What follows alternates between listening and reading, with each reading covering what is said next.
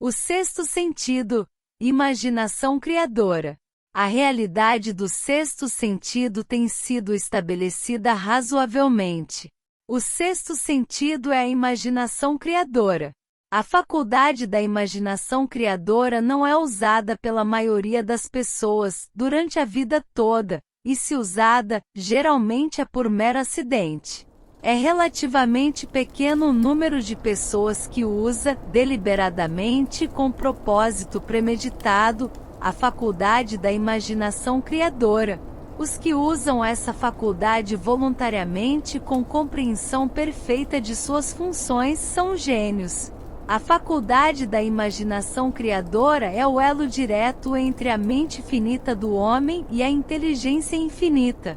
Todas as denominadas revelações a que se fazem referências no reino da religião e todas as descobertas de princípios básicos ou novos, no campo das invenções, têm lugar através da faculdade da imaginação criadora. Um plano elevado de pensamento. Quando passam pela mente ideias e conceitos popularmente chamados de pressentimentos, esses provêm de uma ou mais das seguintes fontes. 1. Inteligência infinita. 2. Subconsciente, onde se acham armazenadas todas as impressões sensoriais e impulsos de pensamento, que algures tenham chegado à mente através de qualquer dos 5 sentidos. 3. Da mente de outra pessoa, que acabou de liberar o pensamento ou a representação de uma ideia ou conceito, através do pensamento consciente. 4. Do depósito subconsciente de outra pessoa. Não existem outras procedências para se receber ideias inspiradas ou pressentimentos. Quando a ação cerebral foi estimulada por um ou mais dos 10 estímulos mentais, seu efeito é o de elevar o indivíduo muito acima do horizonte do pensamento comum, permitindo-lhe uma visão de distância, escopo e qualidade de pensamentos, fora do alcance do plano inferior, que costuma ocupar quando imerso na solução de problemas de negócios e rotina profissional. Ao ser elevado a esse nível mais alto de pensamento por qualquer forma de estímulo mental, o indivíduo ocupa, relativamente, a mesma posição que aquele que num avião ascendeu a alturas que lhe permitem ver sobre e além da linha do horizonte, que lhe limita a visão em terra. Além disso, enquanto se acha nesse plano elevado de pensamento, o indivíduo não está embaraçado ou atado por nenhum estímulo que circunscreva ou limite sua visão, enquanto luta com os problemas de ganhar as 3 necessidades básicas de alimentação, vestuário e abrigo. Ele se acha num mundo de pensamento em que os pensamentos comuns, dos dias rotineiros, se encontram tão eficazmente afastados quanto as montanhas, os vales e as outras limitações da visão física, ao elevar-se ele no avião. No plano elevado de pensamento, a faculdade mental criadora tem absoluta liberdade de ação. O caminho está aberto para o funcionamento do sexto sentido. Torna-se receptivo a ideias que em nenhuma outra circunstância poderiam chegar a alcançar o indivíduo. O sexto sentido é a faculdade que marca a diferença entre o gênio e o indivíduo comum, a voz interior. A faculdade criadora se torna mais alerta e receptiva aos fatores que se originam fora do subconsciente. Quanto mais essa faculdade é usada e quanto mais o indivíduo nela confia, exigindo-lhe impulsos de pensamento, essa faculdade só pode ser cultivada e desenvolvida pelo uso. Aquilo que se conhece por consciência opera inteiramente através da faculdade do sexto sentido. Grandes artistas, escritores, músicos e poetas se tornam grandes porque adquirem o hábito de confiar na vozinha suave, que lhes fala no íntimo, pela faculdade da imaginação criadora. É fato sabido de todos que têm imaginação viva que as melhores ideias vêm das chamadas intuições. Há um grande orador que só atinge a grandeza quando cerra os olhos e começa a depender completamente da faculdade da imaginação criadora. Quando lhe perguntaram por que fechava os olhos bem antes de chegar ao clímax da oratória, respondeu: "O faço porque então falo através de ideias que me vêm de dentro." Um dos financistas americanos de maior sucesso e mais conhecido tinha o hábito de fechar os olhos durante 2 ou 3 minutos, antes de tomar uma decisão. Ao lhe indagarem por que o fazia, replicou: "Com os olhos fechados consigo inspirar-me numa fonte de inteligência superior." Fabricando ideias. O falecido Dr. Elmer Hua Gates, de Chevy Chase, Maryland, criou mais de 200 patentes, muitas das quais básicas, pelo processo de cultivar e usar a faculdade criadora. Seu método é tanto significativo quanto interessante para quem quiser atingir o status de gênio, a cuja categoria o Dr. Gates pertencia, sem dúvida nenhuma. O Dr. Gates foi um dos dentistas realmente grandes, embora pouco alardeado. Em seu laboratório possuía o que chamava de sala de comunicação pessoal. Era praticamente a prova de som e arrumada de modo a poder excluir toda a luz. Quando o Dr. Gates queria usar a força que possuía, através da imaginação criadora, entrava nessa sala, sentava-se à mesa, apagava as luzes e se concentrava nos fatores conhecidos da invenção em que trabalhava, permanecendo nessa posição até que as ideias começavam a perpassar-lhe a mente, em conexão aos fatores desconhecidos da invenção. Uma ocasião, as ideias vieram tão rápidas que ele foi obrigado a escrever durante quase 3 horas. Quando os pensamentos pararam de jorrar e ele examinou suas anotações, percebeu que continham descrição minuciosa de princípios sem paralelo entre os dados do mundo científico. Além disso, a resposta ao problema estava inteligentemente apresentada nas notas. O Dr. Gates ganhava a vida fabricando ideias para indivíduos e firmas. Algumas das maiores firmas dos Estados Unidos lhe pagavam somas substanciais por hora para fabricar ideias. A faculdade de raciocínio é muitas vezes falha por ser vastamente orientada por nossa experiência acumulada. Nem todos os conhecimentos acumulados pela experiência são preciosos. Ideias recebidas pela faculdade criadora merecem muito mais confiança, pelo fato de provirem de fontes mais fidedignas que as que estão ao alcance da faculdade de raciocínio da mente. A fonte do gênio está ao seu alcance. A principal diferença entre o gênio e o inventor maníaco comum pode ser encontrada no fato de que o gênio trabalha com a faculdade criadora, enquanto o maníaco nada sabe dessa faculdade. O inventor de espírito científico usa tanto a faculdade da imaginação sintética como a criadora. O inventor científico, por exemplo, começa um invento organizando e combinando ideias conhecidas ou princípios acumulados pela experiência, através da faculdade sintética, faculdade de raciocínio. Se achar que o conhecimento acumulado é insuficiente para completar a invenção, usa então as fontes de conhecimento a seu alcance, através da faculdade criadora.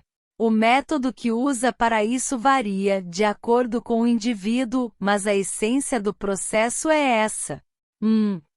Estimula a mente de modo que ela funcione num plano acima do médio, usando um ou mais dos 10 estímulos mentais, ou algum outro estimulante de sua escolha. 2.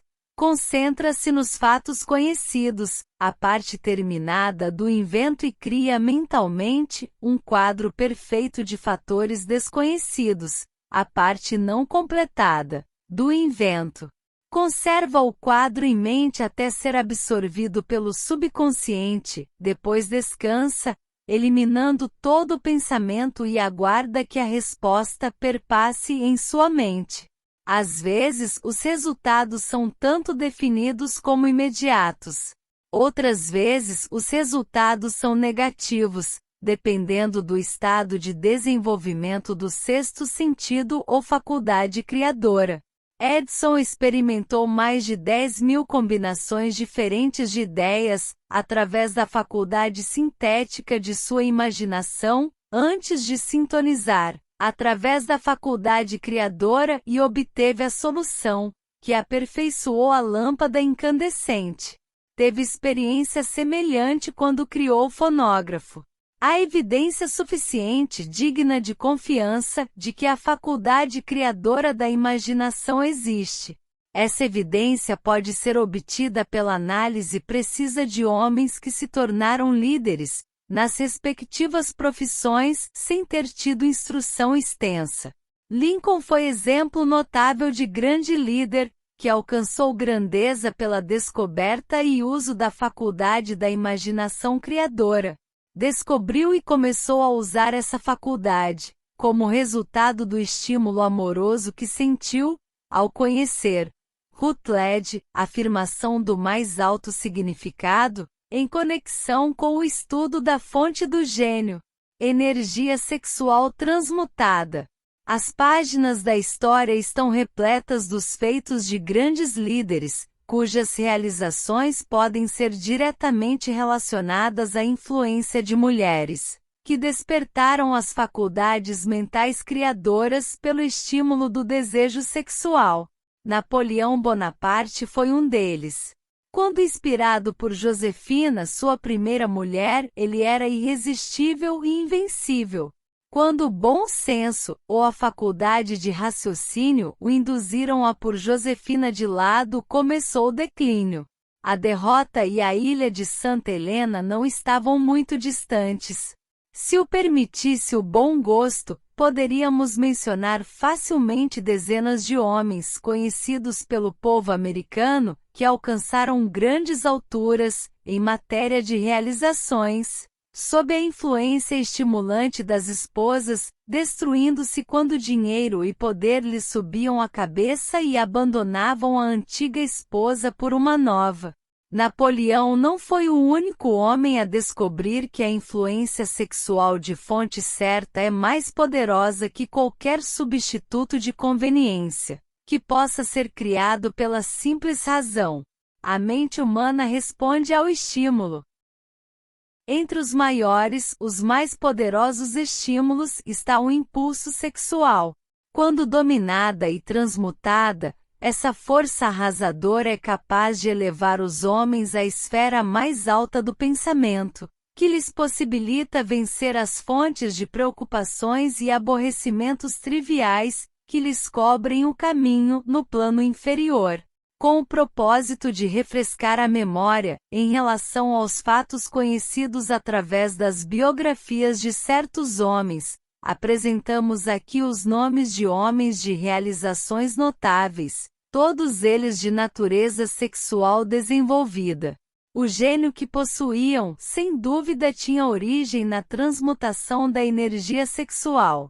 George Washington, Napoleão Bonaparte, William Shakespeare, Abraham Lincoln, Ralph Waldo Emerson, Robert Barnes, Thomas Jefferson, Elbert Hubbard, Elbert H. Gehry, Woodrow Wilson, John H. Patterson, Andrew Jackson, Enrico Caruso.